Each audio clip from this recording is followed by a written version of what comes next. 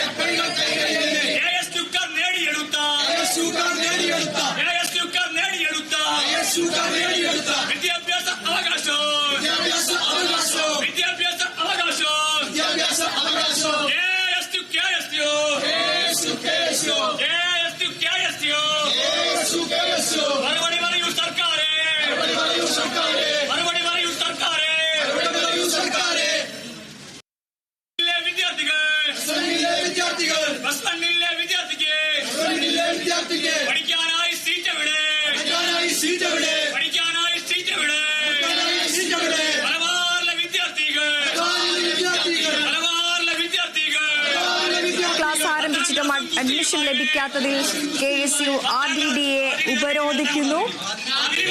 വാർത്തയുടെ വിശദാംശങ്ങളുമായി അഭിന ചേരുന്നു. അഭിന, ജില്ലയിൽ +1 ക്ലാസ് ആരംഭിച്ചിട്ടും വിദ്യാർത്ഥികൾക്ക് അഡ്മിഷൻ ലഭിക്കാത്തതിൽ പ്രതിഷേധിച്ചാണ് ഇപ്പോൾ RDDA KSU ഉപരോധിക്കുന്നത്. സ്ഥലത്ത് പോലീസ് അടക്കം എത്തിയിട്ടുണ്ട്. വിവരങ്ങൾ.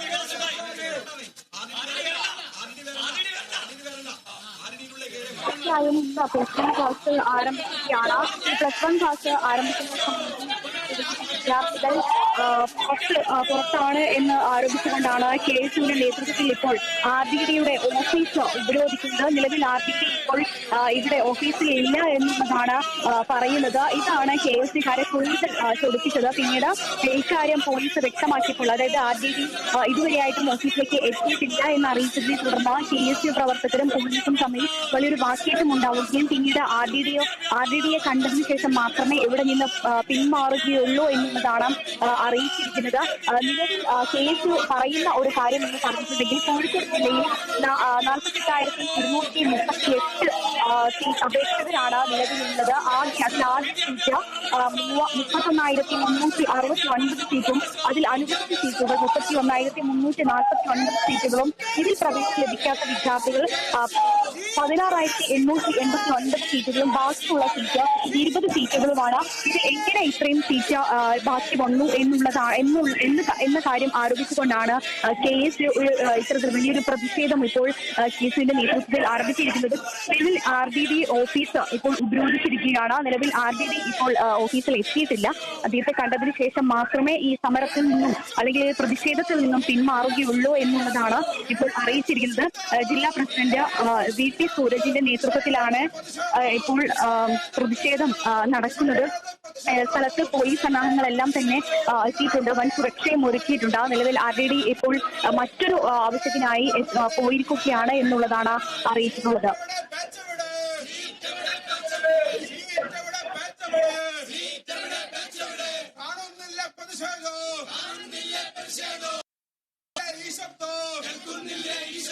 വിദ്യാർത്ഥികളുടെ പ്രതിഷേധം